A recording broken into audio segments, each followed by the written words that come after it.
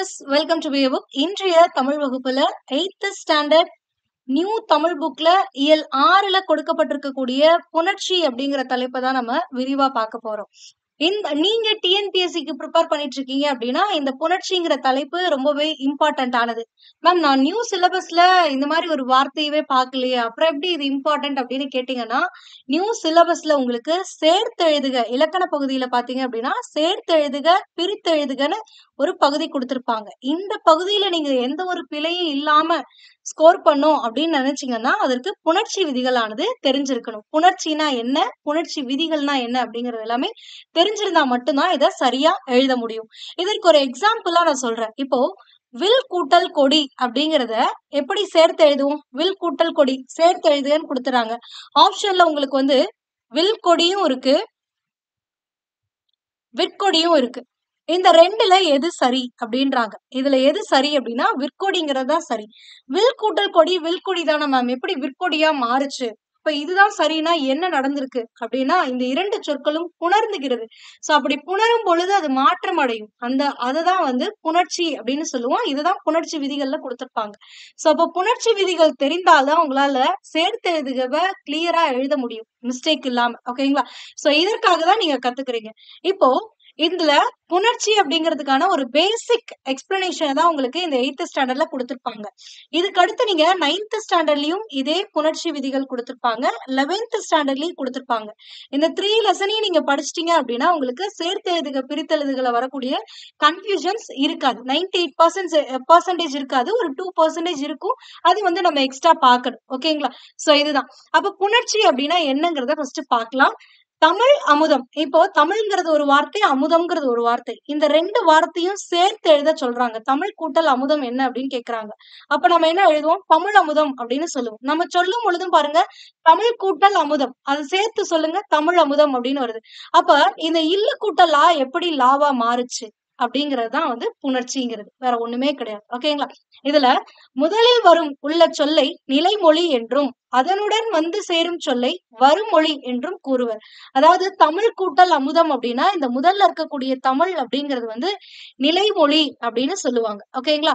கூட்டல் அமுதம் அப்படிங்கிறது இந்த நிலைமொழியோடு வந்து சேரக்கூடிய சொல். அப்ப இததான் வந்து வருமொழி அப்படின்னு சொல்லுவாங்க. ஓகேங்களா? இதுல யாருக்கும் டவுட் இல்ல தானே? ஓகே. இவ்விரு சொற்களும் சேரும் போது நிலைமொழியின் இறுதி எழுத்தும் வருமொழியின் முதல் எழுத்தும் இணைகின்றன. அப்போ இந்த தமிழ் கூட்டல் அமுதம் அப்படிங்கும் பொழுது இதுல நிலைமொழியுடைய ஈரெழுத்து என்ன அப்படி, கடைசி எழுத்து இறுதி எழுத்து என்னன்னா இல்லு. அதுவும் இந்த வருமொழியுடைய முதல் எழுத்து என்னன்னா இந்த ரெண்டு எழுத்துக்களும் இணைகிறது. இணைந்துதான் இல்லு கூட்டல் லான்னு என்ன மாறும்? இல்லு கூட்டல் லா அப்படின்னு மாறும். சோ இப்படித்தான் இது தமிழ் அமுதமாக மாறுச்சு. ஓகேங்களா? சோ இதுதான். இவ்வாறு இந்த நிலைமொழியின் ஈரும் வருமொழியின் முதலும் இணைவதைத்தான் புணர்ச்சி அப்படின்றோம். ஓகேங்களா? அடுத்தது இந்த புணர்ச்சியுடைய வகைகள் கொடுத்திருக்காங்க. ஒவ்வொரு சொல்லை பொறுத்தும் இந்த புணர்ச்சியை வந்து கொடுத்திருப்பாங்க. 4 வகைகளா பிரிப்பாங்க. உயிரீற்று புணர்ச்சி, மெய்யீற்று புணர்ச்சி, உயிர் முதல் புணர்ச்சி, மெய் முதல் புணர்ச்சி அப்படின்னா என்னங்கிறத மட்டும் தெரிஞ்சுப்போம். அதுக்கப்புறம் இங்க கொடுத்திருக்கக்கூடிய எக்ஸாம்பிள்லாம் எப்படி மாறுச்சுங்கிறத நம்ம அதுக்கப்புறம் பார்க்கலாம். ஓகேங்களா? இப்போ நிலைமொழியின் இறுதி எழுத்தும், நிலைமொழினா இது முதல்ல வரக்கூடியது. இப்ப முதல்ல வரக்கூடிய அந்த மொழியோடைய இறுதி எழுத்து ஒரு உயிரெழுத்தாக இருந்துச்சு அப்படின்னா அத உயிர் ஈற்று புணர்ச்சி. ஈற்றுனா கடைசியாக. அப்ப நிலைமொழியுடைய இறுதி எழுத்தானது ஈரானது உயிரெழுத்தாக இருந்தால் அதனை உயிரீற்று அப்படின்னு சொல்லுவாங்க. இப்போ சிலை கூட்டல் அலகு சிலை அலகு அப்படின்னு மாறுது. இப்போ இதுல நிலைமொழிங்கிறது இந்த சிலை. இந்த நிலைமொழியுடைய இறுதி எழுத்து என்னன்னு பாருங்க, லை. லை அப்படிங்கறத எப்படி பிரிப்போம்? இல்லி கூட்டல் ஐன்னு பிரிப்போம். அப்ப இல்லி கூட்டல் ஐ அப்படின்னா இந்த சிலைங்கிற இந்த நிலைமொழியுடைய ஈரெழுத்துங்கிறது என்னது? ஒரு உயிரெழுத்து. ஐங்கிறது வந்து ஒரு உயிரெழுத்து. சோ அததான் இங்க கொடுத்திருக்காங்க. நிலைமொழியுடைய இறுதி எழுத்து ஒரு உயிரெழுத்தாக இருந்துச்சு அப்படின்னா அது வந்து உயிரீற்று புணர்ச்சி அப்படின்னு சொல்லுவாங்க. ஓகேங்களா? அடுத்து நிலைமொழியுடைய இறுதி எழுத்து ஒரு மெய் எழுத்தாக இருந்தால் அதை மெய்யீற்று புணர்ச்சி, அதாவது ஈற்றுனா கடைசியாக. அப்ப மெய்யீற்று இறுதி எழுத்து ஒரு மெய் எழுத்தாக இருக்கிறது அப்படின்னா அது வந்து மெய்யீற்று புணர்ச்சி. அப்போ மண் கூட்டல் அலகு அப்படிங்கிறது எப்படி புணரும்னா மண் அலகு அப்படின்னு புணருமா. அப்போ இதுல நிலைமொழி எது? மண். வருமொழி எது? அழகு. இதுல நிலைமொழியோடைய ஈரெழுத்து இறுதி எழுத்து என்னவா இருக்கு? ஒரு மெய்யெழுத்து இன்னாக இருக்கிறது. அப்ப இது ஒரு மெய்யெழுத்து. அப்ப இததான் வந்து என்னன்னு சொல்றாங்கன்னா மெய்யீற்று புணர்ச்சி அப்படின்னு சொல்றாங்க. ஓகேங்களா? அடுத்து பாத்தீங்க அப்படின்னா வருமொழியோடைய முதல் எழுத்து உயிரெழுத்தா இருந்துச்சுன்னா அத உயிர் முதல் புணர்ச்சி அப்படின்றாங்க. இப்ப பொன் கூட்டல் உண்டு அப்படின்றோம். இதுல நிலைமொழிங்கிறது பொன், வருமொழிங்கிறது உண்டு. அப்ப இந்த உண்டு உடைய முதல் எழுத்து என்னவாக இருக்கிறது அப்படின்னு பாத்தீங்கன்னா ஊ. அப்ப ஊங்கிறது வந்து ஒரு உயிர் எழுத்து. ஓகேங்களா? சோ அப்ப வருமொழியோடைய முதல் எழுத்தானது ஒரு உயிரெழுத்தாக இருக்கிறது. அதனாலதான் உயிர் முதல் புணர்ச்சிங்கிறோம். சோ முதல் எழுத்து உயிரெழுத்தாக இருப்பதனால் இது உயிர் முதல் புணர்ச்சி எனப்படுகிறது. ஓகேங்களா? இதுவே வருமொழியோடைய முதல் எழுத்து மெய் எழுத்தா இருந்துச்சு அப்படின்னா அத மெய் முதல் புணர்ச்சி அப்படின்னு சொல்லுவாங்க. இதற்கு எடுத்துக்காட்டு என்னன்னா பொன் கூட்டல் சிலை அப்படின்னு இருக்கா. இப்போ பொன் கூட்டல் சிலையை சேர்த்து எழுதணும்னா எப்படி மாறுனா பொற்சிலை அப்படின்னு மாறும். இதுல வருமொழியோடைய முதல் எழுத்து என்னன்னு பாருங்க சி. இந்த சியை எப்படி பிரிக்கலாம்? இச்சு கூட்டல் இ அப்படின்னு பிரிக்கலாமா? அப்ப இச்சு கூட்டல் இ அப்படின்னா முதல் எழுத்து என்னவா இருக்கு? ஒரு மெய் எழுத்து. இச்சு கூட்டல் ஈனா இச்சுங்கிறது என்னது? ஒரு மெய்யெழுத்து. அப்போ வருமொழியோடைய முதல் எழுத்து மெய்யெழுத்தாக இருக்கிறது. அதனால இதை வந்து மெய் முதல் புணர்ச்சி. முதல் எழுத்து மெய்யெழுத்தாக இருப்பதனால் அது மெய் முதல் புணர்ச்சி அப்படின்னு சொல்றாங்க. இப்போ இது புரிஞ்சுச்சா? உயிரீற்று புணர்ச்சினா என்ன? மெய்யீற்று புணர்ச்சினா என்ன? உயிரீற்று உயிர் முதல் புணர்ச்சினா என்ன? மெய் முதல் புணர்ச்சினா என்னன்னு புரிஞ்சிருக்கும். இப்போ இங்க கொடுத்திருக்கக்கூடிய எக்ஸாம்பிள் எப்படி புணர்ந்தது அப்படிங்கறதுல ஒரு சிலருக்கு கன்ஃபியூஷன்ஸ் வரும். இப்போ இந்த சிலை கூட்டல் அழகு அப்படின்னு இருக்கு. கரெக்ட்டுங்களா? அப்போ சிலை கடைசி எழுத்து என்ன? ஐ. இது வந்து ஒரு உயிரெழுத்து. ஓகேங்களா? வருமொழியோடைய கடைசி எழுத்தும் ஒரு உயிரெழுத்தாக இருக்கிறது. அதே மாதிரி நிலைமொழியோடைய கடைசி எழுத்தும் ஒரு உயிரெழுத்தாக இருக்கிறது. அதே மாதிரி வருமொழியோடைய கடைசி எழுத்தும் ஒரு உயிரெழுத்தாக இருக்கிறது. இந்த மாதிரி நிலைமொழியோடைய கடைசி எழுத்தும் வருமொழியோடைய முதல் எழுத்தும் உயிரெழுத்தாக இருந்துச்சு அப்படின்னா யகரமோ வகரமோ நடுவுல தோன்றும் அப்படிம்பாங்க. இதுதான் வந்து உடன்படு மெய் அப்படின்னு சொல்லி அடுத்த வகுப்புல நம்ம படிக்கக்கூடியது. ஓகேங்களா? சோ இதுல ஐல முடிஞ்சிச்சு அப்படின்னா அதாவது இ ஈ ஐ இந்த மாதிரி நிலைமொழியானது ஐ ஈ ஐயா ஐல முடியுது அப்படின்னா யகரமானது நடுவுல தோன்றும் அப்படிம்பாங்க. அப்ப சிலை கூட்டல் அழகுக்கு நடுவுல யகர மெய்யானது தோன்றும். யகர மெய் அப்படின்னா ஒண்ணும் இல்ல ஈ அவ்வளவுதான். ஓகேங்களா? சோ அப்ப சிலை அப்படிங்கும் பொழுது பிரிக்கும் பொழுது இந்த சிலை கடைசி எழுத்து என்ன அப்படின்னு பாத்தீங்கன்னா ஐல முடியுது. ஐல முடிஞ்சா யகரம். இது இல்லாம மத்ததுல முடிஞ்சுச்சு, மத்த உயிரெழுத்துக்கள்ல இந்த நிலைமொழியானது முடிஞ்சுச்சு அப்படின்னா வகரமானது தோன்றும். வகரமை அப்படின்னா இவ்வானது தோன்றும். ஆனா இங்க ஐல முடியறதுனால ஈய தோன்றும். அப்ப இது எப்படி மாறும்னா சிலை கூட்டல் ஈய கூட்டல் அழகு அப்படின்னு மாறும். ஓகேங்களா? எப்படி இந்த இடத்துல யகரம் தோன்றுச்சுன்னு புரிஞ்சுதா? அதாவது நிலைமொழியோடைய ஈற்றெழுத்தானது ஒரு உயிரெழுத்து. வருமொழியோடைய முதல் எழுத்தானது ஒரு உயிரெழுத்து. அப்ப உயிரெழுத்துல முடியுது, இந்த உயிரெழுத்துல தொடங்குது அப்படின்னா இந்த இடத்துல ஒரு யகர மெய்யோ அல்ல வகர மெய்யோ தோன்றும் அப்படிங்கிறோம். சோ அது எதை பொறுத்து நம்ம யகரமா வகரமான்னு தீர்மானிக்கணும்னா ஈ ஐயில அந்த நிலைமொழி முடிஞ்சுச்சுன்னா யகர மெய்யாக தோன்றும். அப்ப ஈன்னு வரும். இப்போ என்ன ஆகும் அப்படின்னு பாத்தீங்கன்னா இந்த ஈயும் ஆவும் சேர்ந்து ஈ கூட்டல் ஆ என்னது? யா அப்படின்னு மாறிடும். ஓகேங்களா? ஈ கூட்டல் ஆ யா. ஏன்னா ஒரு உயிரெழுத்து ஒரு மெய்யெழுத்து சேர்ந்துச்சுன்னா ஒரு உயிர் மெய் எழுத்தாக தோன்றும். அப்ப யான்னு மாறிடும். அப்ப இது என்னன்னு மாறிடுதுன்னா சிலை அழகு அப்படின்னு மாறிடுது. ஓகேங்களா? சோ இப்படித்தான் இது இந்த இடத்துல இது சிலை அழகாக மாறுனுச்சு.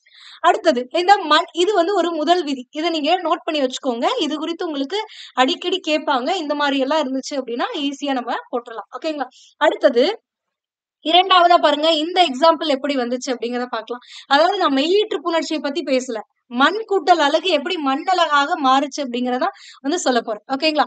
இப்போ இங்க பாத்தீங்க அப்படின்னா இந்த நிலைமொழியில இருக்கக்கூடிய இந்த இதுல வந்துட்டு என்னன்னா வருமொழியோடைய முதல் எழுத்தை பார்க்கணும். ஒரு உயிரெழுத்தாக இருக்கிறது. அப்போ நிலைமொழியுடைய கடைசி எழுத்து ஒரு உயிரெழுத்தா இருந்துச்சுன்னா முன்னாடி சொன்ன மாதிரி உடன்படும் மெய் வரும். ஓகேங்களா? அதுவே இப்போ நிலைமொழியுடைய கடைசி எழுத்து ஒரு மெய்யெழுத்தாக இருக்கிறது. அப்ப இந்த மாதிரி ஒரு மெய்யெழுத்தாக இருக்கிறது. அதாவது வருமொழி உயிரெழுத்தாக இருந்து நிலைமொழியானது ஒரு மெய்யெழுத்தாக இருக்கிறது. நிலைமொழியோட ஈற்றெழுத்தானது ஒரு மெய்யெழுத்தாக இருக்கிறது அப்படின்னா நீங்க இன்னொரு விஷயத்தையும் கவனிக்கணும். என்ன அப்படின்னு பாத்தீங்கன்னா இந்த நிலைமொழியை ஒட்டுமொத்தமா கவனிக்கணும். இந்த நிலைமொழியில ஒரு குறில் எழுத்து ஒரு மெய்யெழுத்து தான் இருக்கு. சோ இந்த மாதிரி ஒரு குறில் எழுத்தானது மெய்யெழுத்தோடு சேர்ந்து ஒரு சொல்லாக இருக்கு அப்படின்னா அந்த கடைசியா அந்த நிலைமொழியில இருக்கக்கூடிய அந்த மெய்யெழுத்து இருக்குல்ல, அது இன்னொரு முறை தோன்றும் அப்படிங்கிறதுதான் இதுல வரும். ஓகேங்களா? அப்போ மண் கூட்டல் அலகு உயிரெழுத்தாக இருக்கிறது. இங்க மெய்யெழுத்தாக இருக்கிறது. அப்படி மெய் இது உயிராக இருக்கும் பொழுது, நான் இந்த மொத்தமான இந்த நிலைமொழிய பார்க்கணும். நிலைமொழியானது ஒரு தனிக்குறில் ஒ ஒரு தனிக்குறிலோடு ஒரு மெய்யெழுத்து சேர்ந்து இருந்துச்சு அப்படின்னா, அந்த மெய்யெழுத்தானது இன்னொரு முறை, அதாவது இரட்டிக்கும் அப்படிம்பாங்க. சோ அப்படிங்கும் பொழுது இது எப்படி மாறும் அப்படின்னா, மண் கூட்டல் இன் கூட்டல் அலகு அப்படின்னு மாறும். ஓகேங்களா? மண் கூட்டல் அலகு அப்படிங்கிறது இது வந்து ஒரு உயிரெழுத்து. இது நிலைமொழியுடைய ஈரெழுத்தானது ஒரு மெய்யெழுத்தாக இருக்கிறது. அது மெய்யெழுத்தாக இருப்பதனால், நான் இன்னொரு கண்டிஷன செக் பண்றேன். இந்த நிலைமொழியானது ஒரு குறில் பிளஸ் ஒரு மெய்யாக இருக்கிறது. அப்படி இருந்ததுன்னா, இந்த மெய்யெழுத்தானது இன்னொரு முறை தோன்றும். ஓகேங்களா? சோ இப்ப இப்படி மாறிடுச்சா? இப்போ இன்னு கூட்டல் ஆங்கிறது என்ன ஆகும் அப்படின்னா இணையும். இன்னு கூட்டல் ஆ என்னன்னு மாறும்? நான்னு மாறும். அதனாலதான் இங்க மண் அலகு அப்படின்னு மாறிடுச்சு. ஓகேங்களா? இது 2வதா இருக்கக்கூடியது. இத நோட் பண்ணி வச்சுக்கோங்க. ஓகேங்களா? அதாவது நிலைமொழியின் ஈரெழுத்து உயிரெழுத்தாகவும், வருமொழியின் முதலெழுத்து உயிரெழுத்தாகவும் இருந்தால், அந்த நிலைமொழியுடைய கடைசி எழுத்து இ, ஈ, ஐயாக இருந்தால் யகர மெய்யெழுத்தானது தோன்றும். இதுவே வேற ஏதாவதா இருந்தா வகர மெய்யெழுத்தானது நடுவுல தோன்றும். ஓகேங்களா? ஆனா இதுவே வருமொழியுடைய முதலெழுத்து உயிரெழுத்தாக இருந்து மொழியானது ஒரு குறில் எழுத்தும் ஒரு மெய்யெழுத்தும் கொண்டதாக இருந்தது அப்படின்னா அந்த மெய்யெழுத்து இன்னொரு முறை தோன்றும். அதாவது இது இரட்டிக்கும், வேற ஒண்ணுமே இல்லை. அதுக்கப்புறம் நார்மலா புணரும், அவ்வளவுதான். ஓகேங்களா? அடுத்து பாத்தீங்க அப்படின்னு பாத்தீங்கன்னா இதுவும் அதே மாதிரிதான். பொன் கூட்டல் உண்டு பொன் உண்டுன்றாங்க. இது உண்டு அப்படிங்கும் பொழுது ஒரு உயிரெழுத்து, வருமொழியுடைய முதல் எழுத்து உயிரெழுத்தாக இருக்கிறது. அதே மாதிரி நிலைமொழிங்கிறது ஒரு குறில் பிளஸ் ஒரு மெய்யெழுத்து. ஓகேங்களா? அப்ப குறில் பிளஸ் மெய்யெழுத்துனாவே இந்த மெய்யெழுத்தானது என்ன பண்ணும்? இன்னொரு வாட்டி இதாகும். அப்ப பொன் கூட்டல் உண்டுங்கிறது பொன் கூட்டல் இன்னு கூட்டல் உண்டு அப்படின்னு மாறும். ஓகேங்களா? சோ இப்படி மாறும் பொழுது இந்த இன்னும் ஊ சேர்ந்துச்சுன்னா இன்னு கூட்டல் ஊ என்னது? நூ அப்படின்னு மாறிடும். அப்ப பொன்னுண்டு அப்படின்னு மாறிடும். ஓகேங்களா? புரிஞ்சுதா? சோ இவ்வளவுதான். அடுத்து பாத்தீங்க அப்படின்னா இன்னும் ரொம்பவே இம்பார்ட்டன்டான ஒரு இது அப்படின்னு சொல்லலாம். ஏன்னா அடிக்கடி வந்து இந்த இதுலதான் நிறைய பேர் மிஸ்டேக் பண்ணுவீங்க. இப்ப பொன் கூட்டல் சிலை அப்படின்னு இருக்கு. இது பொற்சிலை அப்படின்னு மாறுது. இது எப்படி அப்படின்னு பாத்தீங்கன்னா, இந்த கண்டிஷன் படி இந்த வருமொழியானது இங்க உயிரெழுத்தாக இல்ல. அப்படிங்கும் பொழுது ஒரு மெய்யெழுத்தா தான் கண்டிப்பா இருக்கும். உயிரெழுத்தா இல்லைனாவே அது என்னவா இருக்கும்?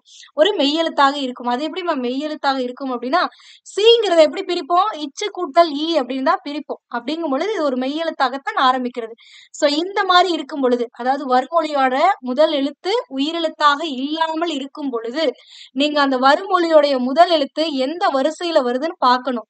இத்து, இச்சு, இத்து, இப்பு இந்த வரிசையில வந்துச்சு அப்படின்னா, இந்த வருமொழியுடைய அதாவது நிலைமொழியுடைய கடைசி எழுத்து இன்னாக இருந்தால் இர்ராக மாற்றமடையும். இன்னாக இருந்தால் ரகரமாக மாற்றமடையும். இத ரகர நா அப்படின்னு சொல்லுவாங்க. ஓகேங்களா? இந்த 2 சுழி நாவ ரகர நா அப்படிம்பாங்க. இன்னா இருந்துச்சுன்னா இர்ரா மாறும். அதே மாதிரிதான் இல்லா இருந்துச்சுனாலுமே இர்ரா தான் மாறும். இற்றா தான் மாறும். ஓகேங்களா? இதுவே இல்லாவோ 3 சுழி இன்னாவோ அதாவது பொது லகரமாகவோ இல்ல இந்த தகர தகர நாவாக இருந்துச்சு அப்படின்னா இது எல்லாமே இட்டாக மாறும். ஓகேங்களா? இதை ஞாபகம் வச்சுக்கோங்க. அதாவது வருமொழியுடைய முதல் எழுத்து இக்கு, இச்சு, இத்து, இப்பு இந்த வரிசையில வரணும். வந்து நிலைமொழியுடைய ஈற்றெழுத்தானது இன்னாகவோ இல்லாகவோ இருந்தால் அது ரகரமாக மாற்றமடையும். இதுவே இல்லாகவோ இன்னாகவோ இருந்தால் அது டகரமாக மாற்றமடையும். இப்போ சிலை அப்படிங்கும் பொழுது இந்த வருமொழியுடைய முதல் எழுத்து இச்சு கூட்டல் ஈ. அப்ப இச்சுல தான் ஆரம்பிக்குது. அப்ப இச்சு வரிசையில தான் வருது. அப்ப நம்ம என்ன செக் பண்ணணும்? நிலைமொழியுடைய அந்த கடைசி எழுத்த பார்க்கணும். நிலைமொழியோட கடைசி எழுத்து இன்னாக இருக்கிறது. 2 சுழி இன்னாக இருந்தால் இத ரகர நா அப்படின்னு சொல்லுவாங்க. அப்போ இந்த இடத்துல ரகரமாக மாற்றமடையும். இது இன்னுன்னு இருக்கிறது இற்றாக மாற்றமடையும். ஓகேங்களா? சோ இதுதான். சோ இப்ப இன் அப்படிங்கிறது இற்றாகவும் இல்லுங்கிறதும் இற்றாகவும் அதுவே 3 சுழி இன்னா இருந்தா இட்டாகவும் பொது லகரமாக இருந்தால் இட்டாகவும் மாற்றமடையும். ஓகேங்களா? புரிஞ்சுதா? சோ இதுதான். அப்போ பொன் சிலை அப்படிங்கிறது இந்த இன்னானது இவ்ராக மாற்றமடைந்து பொற்சிலை அப்படின்னு மாற்றம் அடைந்துருச்சு. அவ்வளவுதான். ஓகேங்களா? புரிஞ்சுச்சா? அடுத்தது என்னன்னா இயல்பு புணர்ச்சினா என்ன, விகார புணர்ச்சினா என்னன்னு கொடுத்திருக்காங்க. இது ஜஸ்ட் தெரிஞ்சுக்கோங்க. எனக்கு தேவை எது அப்படின்னு பாத்தீங்கன்னா இந்த எக்ஸாம்பிள் தான் நம்ம சேர்த்து எழுதும் பொழுது நம்ம பார்க்கக்கூடியது. ஆனா அது எப்படி தோன்றுது அப்படிங்கன்னா இந்த புணர்ச்சி தெரியணும். ஓகேங்களா?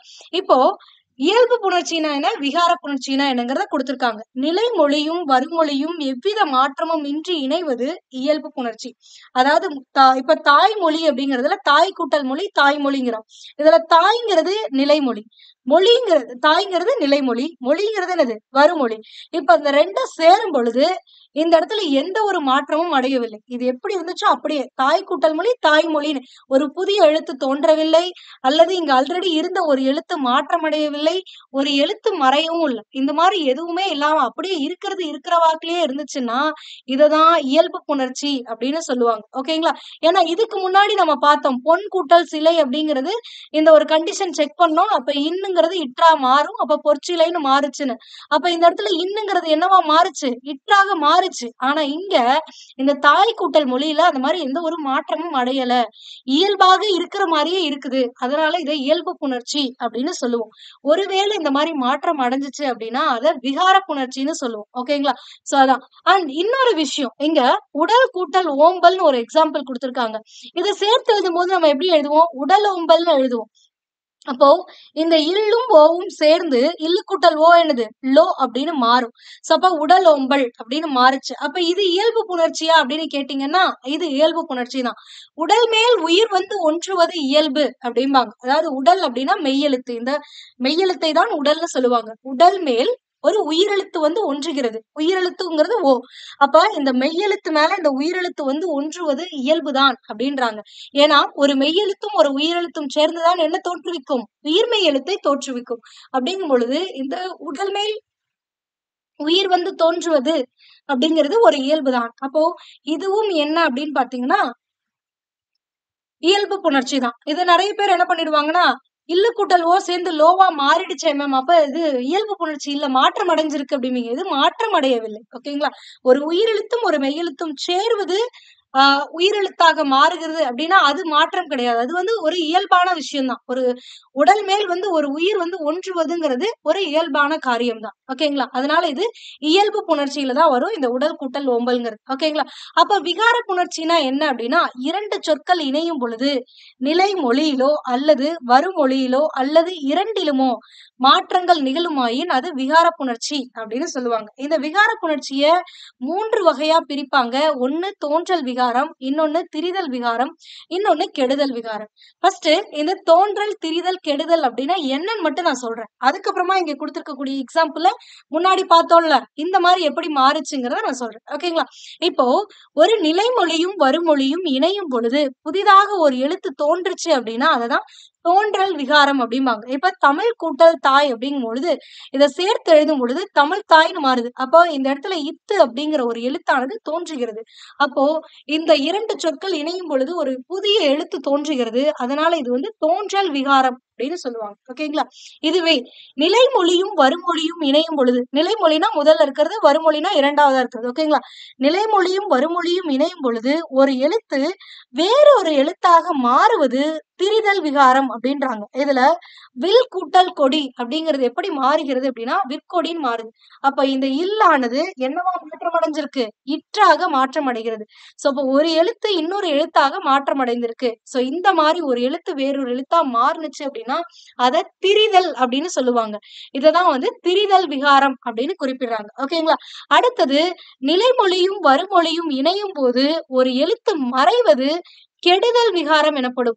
இப்ப மனம் கூட்டல் மகிழ்ச்சி அப்படிங்கும் பொழுது மன மகிழ்ச்சின்னு மாறுது. அப்ப இந்த இம்மு போயிருது, இந்த இம்மானது மறைந்து விடுகிறது, மறைந்து மனமகிழ்ச்சின்னு மாறிடுச்சு.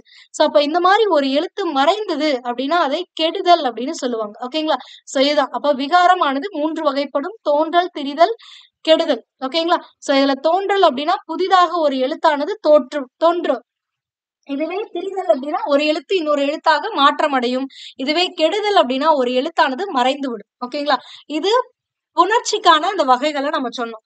இப்போ இந்த இடத்துல இருக்கக்கூடிய எக்ஸாம்பிள்ஸ பார்க்கலாம். இது எப்படி, நம்ம ஆல்ரெடி ஒண்ணு பார்த்திருக்கோம். எத்தனை பார்த்திருக்கோம்? இந்த சிலை அலகு அப்படிங்கிறது இதுவும் ஒரு உயிரெழுத்துல முடியுது, இதுவும் ஒரு உயிரெழுத்துல முடியுது. அப்ப உயிர்னு வந்துச்சு அப்படின்னா ஈ ஈ ஐல வந்துச்சுன்னா யகர மெய் ஆனது நடுவுல வரும். இதுவே இது இல்லாம வேற ஏதாவது வந்துச்சுன்னா வகர மெய்யானது வரும். இதுவே ஏவாக இருந்துச்சு அப்படின்னா யகரமாகவும் வரலாம், வகரமாகவும் வரலாம். அதெல்லாம் நம்ம ஹையர் ஸ்டாண்டர்ட்ல பார்க்கலாம். இது ஒண்ணு. ஓகேங்களா?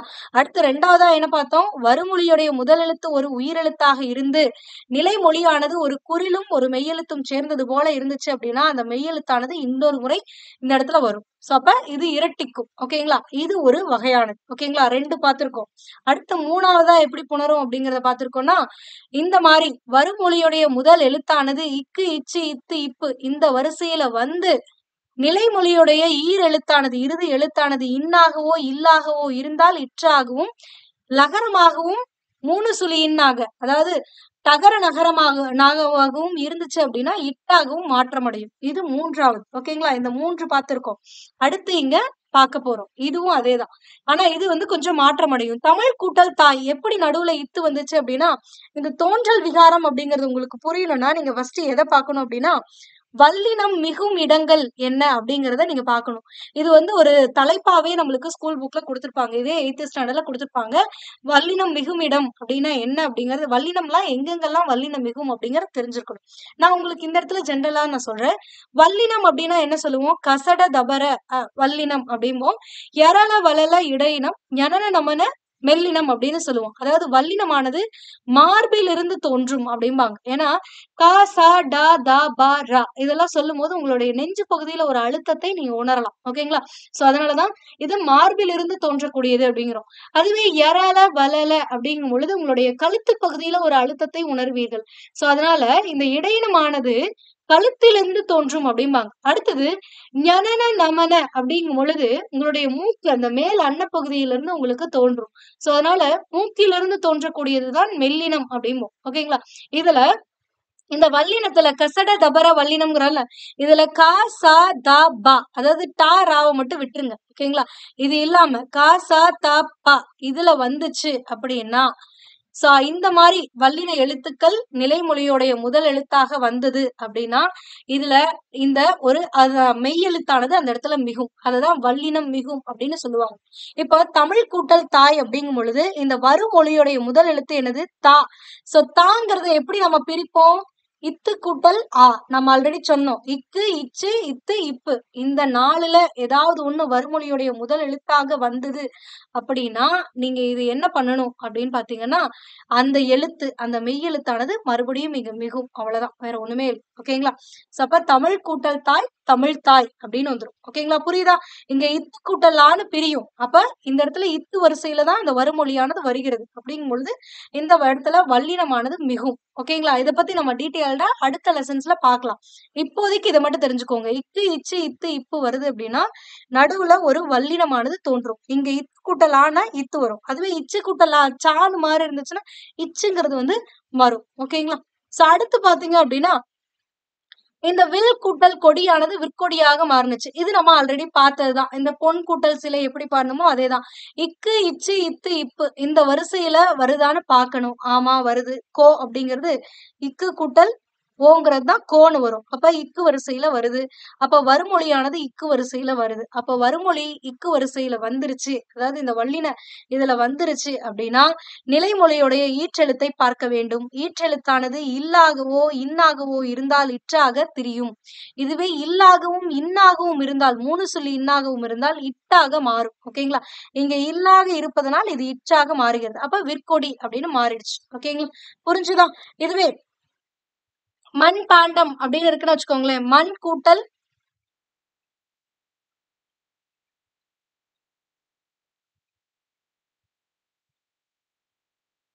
மண் கூட்டல் பாண்டம்னு இருக்கு. இப்போ பாங்கிறது என்னது? இப்பு கூட்டல் ஆங்கிறது தான் பா. சோ அப்ப இப்பு வரிசையானது வருது. அதாவது வருமொழியுடைய முதல் எழுத்து இப்பு வரிசையில வருது. வந்துச்சு அப்படின்னா இந்த நிலைமொழியோடைய ஈற்றெழுத்தை கவனிக்கணும். நிலைமொழியோடைய ஈற்றெழுத்து என்னது? 3 சுழியின். அப்ப 3 சுழி என்னது? என்னவா மாற்றம் அடையும்? இட்டாக மாறும். அதனாலதான் இது மட்பாண்டம் அப்படின்னு மாறுது. ஓகேங்களா? சோ அவ்வளவுதான். ஓகேங்களா? அப்ப இல்லு இன்னாக இருந்தால் இற்றாகவும் இல்லு பொதுலகரம் அடுத்தது தகர நாவாக இருந்தால் இட்டாகவும் மாறும். ஓகேங்களா? அடுத்தது பார்த்தீங்க அப்படின்னா, இங்க இன்னொரு எக்ஸாம்பிள் நான் குடுத்திருக்கேன். இது வந்து நீங்க தெரிஞ்சுக்கணும். இதுவும் ரொம்ப இம்பார்ட்டன்ட்டான ஒண்ணு. அல் கூட்டல் திணை அப்படிங்கிறது எப்படி மாறும் அப்படின்னா, இந்த தீங்கிறத எப்படி பிரிப்போம்? இத்து கூட்டல் ஈ அப்படின்னு பிரிப்போம். அப்ப இத்து வரிசை வருது. அப்ப இத்து வரிசை வந்தா, இந்த இல்லானது என்னவாக மாற்றமடையும்னா, இற்றாக மாற்றமடையும் அப்படின்னு பார்ப்போம். ஓகேங்களா? ஆனா, இந்த மாரி லகரமானது லகரத்தை தொடர்ந்து ஒரு தகரம் வருகிறது என்றால், இது ஆயுதமாகவும் திரியும் அப்படிங்கிறத தெரிஞ்சுக்கோங்க. அதாவது லகரத்தை அடுத்து ஒரு தகரம் வந்தால், தகரம் அப்படின்னா இத்து வரிசை அப்படின்னு அர்த்தம். ஓகேங்களா? சோ இந்த மாரி லகர வரிசைக்கு அடுத்து இது இல்லு, இல்ல இந்த இல்லு இந்த மாரி லகரம் லகரத்தை அடுத்து ஒரு தகரம் வந்து விட்டால், அந்த இடத்துல ஆயுதமானது திரியும். ஆயுதமாகவும் திரியும். சோ இப்ப இந்த என்ன ஆகும் அப்படின்னு பார்த்தீங்கன்னா, இல்ல அப்படின்னா என்னவா மாறும்? இற்றாக மாறும். அப்போ இது அற்று கூட்டல் திணை அப்படின்னு தானே மேம் மாறும் அப்படின்னீங்கன்னா கிடையாது. இந்த இடத்துல இருக்கக்கூடிய இந்த தகரமானது ரகரமாக மாறும். இந்த இல்லானது ஆயுத எழுத்தாக மாற்றமடையும். அப்போ இது என்னவா மாறிடும் அப்படின்னா, அஃறிணை அப்படின்னு சொல்லி மாறிடும். அகைன் நான் சொல்றேன் கவனிச்சுக்கோங்க. சேம் ரூல் தான். ஆனா இத்து வரிசையில வந்தா மட்டும் இத நீங்க செக் பண்ணணும். இத்து வரிசையில வருது அப்படின்னா, ஆயுத எழுத்தும் சேரும் அப்படிங்கிறத தெரிஞ்சுக்கோங்க. அப்ப இத்தி அப்படிங்கிறத எப்படி பிரிக்கலாம் அப்படின்னா, இத்து கூட்டல் இ அப்படின்னு பிரிக்கலாம். அப்ப இது வந்து தகர வரிசையில வருமொழியானது முதல் என்னது இத்து வருது. அப்ப இது வந்து தகர வரிசை. தகர வரிசையாக வந்து மேற்சொன்ன அதே இதுபடி வருது அப்படின்னா, இந்த இல்லானது இற்றாக மாறாமல், இந்த லகரமானது ரகரமாக மாறாமல், இந்த தகரமானது ரகரமாக மாறும். ஓகேங்களா? அப்போ இது ட்ரீயா மாறும். இற்று கூட்டல் ஈ என்ன வரும்? ட்ரீயா மாறிடும். அப்ப அஃறிணை. இப்போ இந்த இல்லானது திரிந்து இந்த இடத்துல ஒரு ஆயுத எழுத்தாக திரியும். ஓகேங்களா? அவ்வளவுதான். அப்ப கூட்டல் திணை, அஃறிணை அப்படின்னு வந்துரும். புரிஞ்சுச்சா? இதுக்கு இன்னொரு எக்ஸாம்பிள் கூட நான் சொல்றேன். என்னன்னு பாத்தீங்கன்னா, கல் கூட்டல் தீது அப்படின்னு வச்சுக்கோங்களேன். கல் கூட்டல் தீது. இத வந்து இப்ப சேர்த்து எழுதுறீங்க அப்படின்னா, கல் கூட்டல் தீது. சோ அப்ப தீது அப்படிங்கும் பொழுது வருமொழியுடைய முதல் எழுத்து என்னது? தீ. தீங்கிறத எப்படி பிரிக்கலாம்? இத்து கூட்டல் ஈன்னு பிரிக்கலாம். அப்ப இது என்னது? தகரம் தான் இங்க வருது. அப்ப இந்த தகரம் வருது அப்படின்னாலே, இந்த இடத்துல இல்லா இருந்துச்சுன்னா ரகரமாகவும், ஒருவேளை இந்த இல்லா இருந்துச்சுன்னா டகரமாகவும் இது மாற்றமடையும். அது இத பொறுத்து தான் நம்ம சொல்லணும். ஓகேங்களா? இந்த லகரத்தை தொடர்ந்து இந்த தகரம் வருவதனால், இந்த தகரமானது தான் ரகரமாக மாற்றமடையும். அப்போ ரகரமாக மாற்றமடையுது அப்படின்னா, இற்று கூட்டல் ஈன்னு மாறிடுது. இத்து கூட்டல் ஈங்கிறது இற்று கூட்டல் ஈயா மாறிடும். அப்ப இது வந்து என்ன ஆயிடும்? ட்ரீயா மாறிடும். ட்ரீது அப்படின்னு வந்துரும். அதே மாரி இந்த இடத்துல இல்லுக்கு பதிலா ஒரு ஆயுத எழுத்தானது மாற்றமடையும். ஓகேங்களா? சோ அப்ப இந்த லகரத்தை பொறுத்து தான் இது எந்த ரகரமா மாறுதா, டகரமா மாறுதாங்கிறத நம்ம தீர்மானிக்கிறோம். தீர்மானிச்சதுக்கு அப்புறம் இந்த மாரி தகரம் வந்து திரிந்து ரகரமாகவோ, டகரமாகவோ மாறுதுன்னா, ஆயுத எழுத்தானது இந்த இடத்துல வரும் அப்படிங்கிறத ஞாபகம் வச்சுக்கோங்க. புரிஞ்சுதா? ஏதாவது டவுட்ஸ் இருக்கா? இல்ல இன்னொரு எக்ஸாம்பிள் பார்க்கலாமா? இல்லன்னா இதுலயே கூட முள் கூட்டல் தீதுன்னு எடுத்துக்கோங்களேன். இப்ப முள் கூட்டல் தீது. அப்ப தீங்கிறது வந்து இத்து கூட்டல் ஈன்னு வருது. அப்போ தகரமானது இந்த இடத்துல வருது. தகரமானது இங்க இருக்கக்கூடிய இல்ல பொறுத்து தான் ரகரமா மாறுமா, டகரமா மாறுமான்னு சொல்லணும். சோ அப்ப இல் இருக்கிறதுனால இது டகரமாக மாறும். அப்ப இந்த இத்தானது மாறி இது டகரமாக மாறும். அப்ப கூட்டல் ஈங்கிறது என்னன்னு மாறிடும்? டீ அப்படின்னு மாறிடும். அப்ப தீது அப்படின்னு வந்துரும். பிளஸ் இந்த அப்படியே தான் இருக்கும். இந்த மாரி தகரம் டகரமாகவோ, ரகரமாகவோ மாறினால் இந்த இடத்துல ஒரு ஆயுத எழுத்தானது தோன்றும். அவ்வளவுதான். ஓகேங்களா? அப்ப முக்டீது அப்படின்னு வந்துரும். புரிஞ்சுச்சுங்களா? சோ இதான். அப்ப முக்டீது அப்படின்னு தான் இத சேர்த்து எழுதணும். புரிஞ்சுதா? சோ இவ்வளவுதான். இதுல ஏதாவது உங்களுக்கு டவுட் இருந்துச்சுன்னா ஒண்ணும் பிரச்சனை இல்ல. அடுத்த வகுப்பு வந்து இத விட டீட்டெயில்டா பார்ப்போம். சோ அதுல உங்களுக்கு கொஞ்சம் கிளாரிஃபிகேஷன் கிடைக்கும். ஓகேங்களா? அடுத்து பார்த்தீங்க அப்படின்னா, இந்த மனமகிழ்ச்சி இது வந்து எளிதான ஒன்றுதான். அதாவது மகரமெய் நிலைமொழியுடைய ஈரெழுத்து வந்து மகரமெய்யாக வந்தால் அந்த மகரமெய்யானது கெடும். அவ்வளவுதான். வேற ஒண்ணுமே இல்ல. சோ இது மனம் கூட்டல் மகிழ்ச்சி அப்படிங்கும் பொழுது நிலைமொழியுடைய ஈற்றெழுத்து மகரமெய். மகரமெய் அப்படின்னா இம்மு. வேற ஒண்ணுமே இல்ல. மான மகரம்னு அர்த்தம். அப்ப மகர மெய்யெழுத்து அப்படின்னா இம்மு. அப்ப இந்த இம்மானது என்ன ஆகும் அப்படின்னா கெடும். கெட்டு அப்படியே திரிஞ்சிடும். அவ்வளவுதான். மன மகிழ்ச்சி அப்படின்னு மாறும். இது ஒரு விதி. இதையும் நோட் பண்ணிக்கோங்க.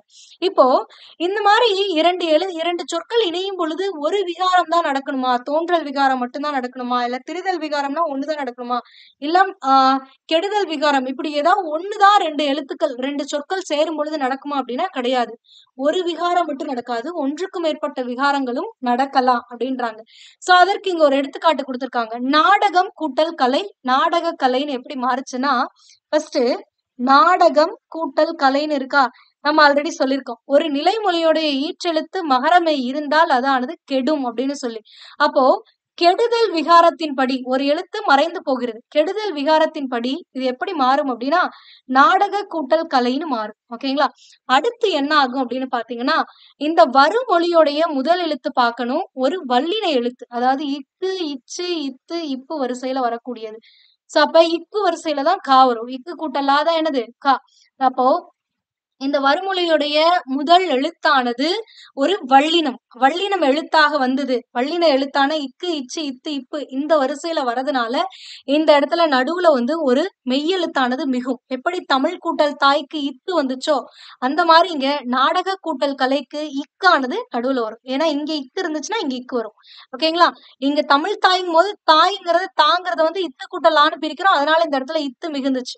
இந்த மாதிரி மெய்யெழுத்து மிகும். அப்போ இந்த மாதிரி நாடக கூட்டல் கலைங்கிறது இந்த இடத்துல இக்கு மிகுந்து நாடக கலை அப்படின்னு மாற்றம் அடையுது. அப்போ ஒரு எழுத்தானது தோன்றுகிறது. அப்ப இது வந்து தோன்றல் விகாரம்னு சொல்லுவோம். அப்ப முதல்ல கெடுதல் விகாரத்தின்படி இம்மு போய் நாடக கூட்டல் கலைன்னு மாறுச்சு. அதுக்கப்புறம் தோன்றல் விகாரத்தின்படி நாடக கலை என உணர்ந்து விட்டது. ஓகேங்களா? சோ இதுதான் இங்கு கெடுதல் விகாரத்தின்படி நிலைமொழியின் ஈற்றில் உள்ள மகர மெய்யானது மறைந்து தோன்றல் விகாரத்தின்படி நடுவுல இக்கு என்னும் மெய்யெழுத்து தோன்றியது. ஓகேங்களா? புரிஞ்சுதா? அடுத்தது இங்க கொடுத்திருக்கக்கூடிய புக் பேக் கொஸ்டின்ஸையும் சேர்த்து பாருங்க. ஏன்னா இதுல இன்னும் கொஞ்சம் உங்களுக்கு இன்ஃபர்மேஷன்ஸ் கிடைக்கும். விகார புணர்ச்சி அப்படின்னா என்னன்னா 3 வகைப்படும். அதாவது தோன்றல், திரிதல், அடுத்தது கெடுதல் 3 வகைப்படும். அடுத்தது பால் ஆடை. இச்சொல்லுக்குரிய புணர்ச்சி என்னன்னு கேக்குறாங்க. பால் ஆடை அப்படிங்கறது எப்படி பிரிப்போம்? பால் கூட்டல் ஆடை அப்படிம்போம். சோ இப்ப பால் கூட்டல் ஆடை தான் என்னவாயிருக்கும்? பால் ஆடையாக மாறி இருக்கும். அப்ப இந்த நிலைமொழியில் இருக்கக்கூடிய மெய்யெழுத்தும் வருமொழியில் இருக்கக்கூடிய உயிரெழுத்தும் உடல் மேல் உயிர் வந்து ஒன்றுவது இயல்பே அப்படிங்கறதன் மூலமாக இல்லு கூட்டல் லாங்கிறது என்னவா மாறுச்சு? லாவாக மாற்றம் அடைகிறது. அப்ப பா லா டை அப்படின்னு மாறிடுச்சு. ஓகேங்களா? சோ இந்த மாதிரி நம்ம ஆல்ரெடி சொல்லியிருக்கோம். ஒரு உடல் மேல் உயிர் வந்து ஒன்றுவது இயல்புதான். ஒரு மெய்யெழுத்து மேல ஒரு உயிரெழுத்து வந்து ஒன்றுவதுங்கிறது ஒரு இயல்பான ஒரு விஷயம் தானே தவிர இந்த விகார புணர்ச்சியின் கீழே வராது. அதே மாதிரிதான் இங்க உடல் கூட்டல் ஓம்பல்ங்கிறது என்னதுன்னு உடல் ஓம்பல்னு சொன்னோம். அப்ப இது இந்த மாதிரி ஒரு மெய்யெழுத்து ஒரு உயிரெழுத்து சேர்ந்து ஒரு உயிர்மெய் எழுத்தாக மாறுச்சு அப்படின்னா அது வந்து இயல்பாக நடக்கக்கூடியது தானே தவிர இந்த 3 இதுக்கு கீழே வராது. ஓகேங்களா? சோ அப்ப இது வந்து ஒரு இயல்பு புணர்ச்சி அப்படின்றாங்க. ஓகேங்களா? அடுத்தது பொறுத்துக. மட்பாண்டம். மட்டம் அப்படிங்கறத எப்படி பிரிக்கலாம்? மண் கூட்டல் பாண்டம் அப்படின்னு பிரிக்கலாம். மண் கூட்டல் பாண்டம்னு பிரிக்கலாம். இப்ப வருமொழியோடைய முதல் எழுத்து பார்க்கணும். பா. பாங்கிறது என்னது? இப்பு கூட்டல் லா. நம்ம ஆல்ரெடி சொல்லியிருக்கோம். இக்கு, இச்சு, இத்து, இப்பு வரிசையில வந்துச்சுனாலே இந்த மாதிரி வல்லினத்துல ஒரு வருமொழியானது வல்லினத்துல ஆரம்பிச்சுச்சு அப்படின்னாலே இப்புல ஆரம்பிச்சிச்சுன்னா 2 விஷயம். ஒண்ணு, இந்த நிலைமொழியானது என்ன அப்படிங்கறத பார்க்கணும். நிலைமொழியுடைய ஈற்றெழுத்தை பார்க்க வேண்டும். ஈற்றெழுத்தானது இன்னுன்னு இருக்கு.